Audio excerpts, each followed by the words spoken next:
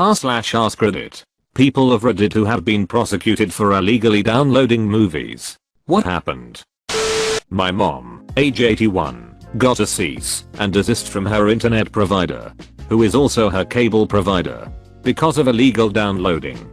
She called them about it, and they said it's because we were watching Game of Thrones on HBO Go and she doesn't have HBO. She explained that it was our HBO Go account, but they said it was a TOS violation and threatened to cancel her internet. She won't take my advice and tell them to get ducked. So it looks like she won't be watching Game of Thrones anymore. Change providers ASAP. Sometimes Comcast is the only option. A bunch of my friends got a letter from a lawyer saying they had been caught downloading and needed to pay a settlement of about $400 or they would go to court. The thing is that in my country the IP address isn't enough in court. They have to prove who was sitting behind the screen downloading the movie.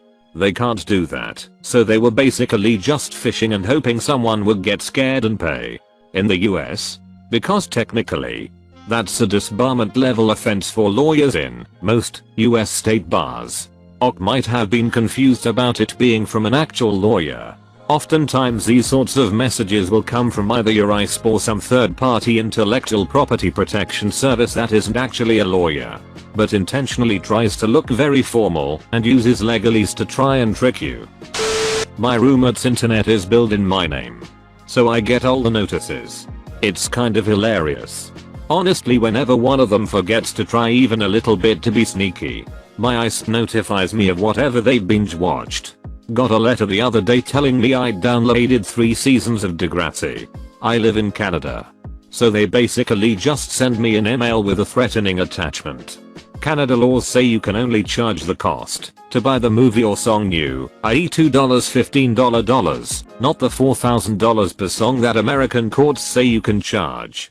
So it's not worth the company's time to parley with $15K to recover a couple $100 worth of money from the downloader. So they never bother to prosecute Canadians for downloading. They just send those aggress letters to ISPs who pass them on, often with their own notice attached by the ISP saying just FYI, we don't monitor and can't verify what you download, but we've been asked to send you this letter. It's kind of disconcerting to me that this is a crime with actual consequences in other countries. Unless something has changed, which is entirely possible. I was under the impression that no one's entirely certain whether or not it is illegal to download content in Canada, since it hasn't actually been challenged in court yet. Seeding is illegal because it involves uploading, but just downloading should be okay. I got a letter in the mail when the Dallas Buyers Club bull hit was going on. Nothing ever happened. That day I changed my provider and got a VPN. Ditto. Been living that no worries VPN life and only consuming legal content for 8 years. It's legal if you don't get caught. Wow, I can actually comment on this. Was informed by my ISP that I had copies of movies that I didn't have, and that I needed to delete them immediately.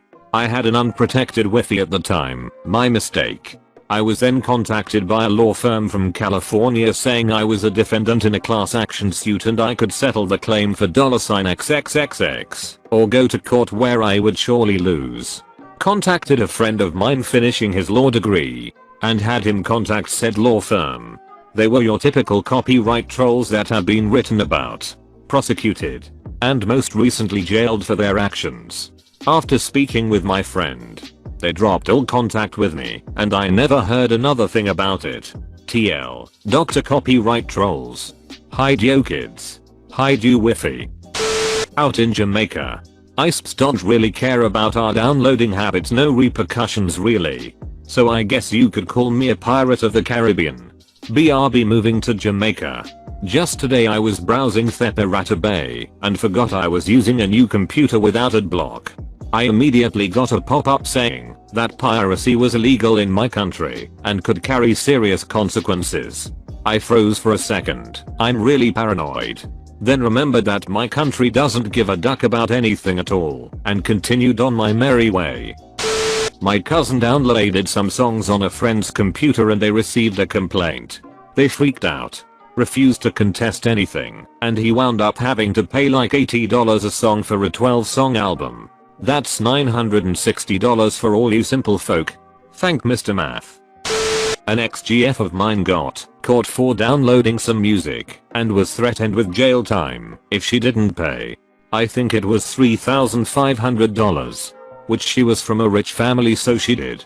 It was before we dated, so I can't say for sure it was a scam, but it sounded super fishy. Apparently they did list specific titles which she downloaded in the letter though. Regardless, she never heard another peep about it, and as far as I know, hasn't pirated anything since.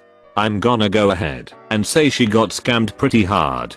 I'm ex-RuneScape player and I know a scam when I see one. Can confirm she was scammed. My friend's tutor was the guy who got a $675k fine for sharing pirated music at Boo. He still works at Boo. Boo has an agreement with large companies that their own Boo staff will do the internet monitoring, as they describe it during orientation. Every time you use P2P software on the university's internet servers, there will be a ping notification to the monitoring team, who will then be able to determine which student downloaded what. We send that info to big name company who will penalize that particular student for a rate of XXXX, usually around more than $1,000, based on the reasoning that once the student downloads it via P2P, that student also becomes an active participant in distribution per song. If the student fails to pay up, they will be sued. Scary hit. Boo doesn't duck around when it comes to pirated downloads. But why do they do that? I don't even pirate stuff, and that makes me not want to go to Boo. They ask me if I thought it was okay to download a car. 2. I got a Ferrari. As my brother, a computer engineer, has said many times, if I could steal a car like I steal data I would. I'm just making a copy. Literally nothing has ever happened to me. When I was but a young whip, I downloaded LimeWire Pro with LimeWire. Felt I beat the system. Limeception. I used to have this thing called a M3 Lite, which is similar to a R4 for a Nintendo DS, where you download ROMs to play any game you want. I downloaded so many games for about a year, and then one day I got a letter in the mail. It stated something about catching me download Cooking Mama and Nintendogs, and they would sue me if I continued to do this. I got super afraid because my stepmom was the one to see the letter and scolded me. I honestly laughed a little, thinking that those were the games I got caught on, thinking they were silly. But I chose not to download anymore and nothing happened. I still have my DS with those games I already had though, including Cooking Mama and Nintendogs. My favorite cooking is to do the cup of noodle. I could have sworn you were going to say cooking the dogs. 50 plus TB downloaded. 200 plus TB uploaded. No issues at all. You said ducking VPN or Seedbox, and you have nothing to worry about. 200 TB plus uploaded?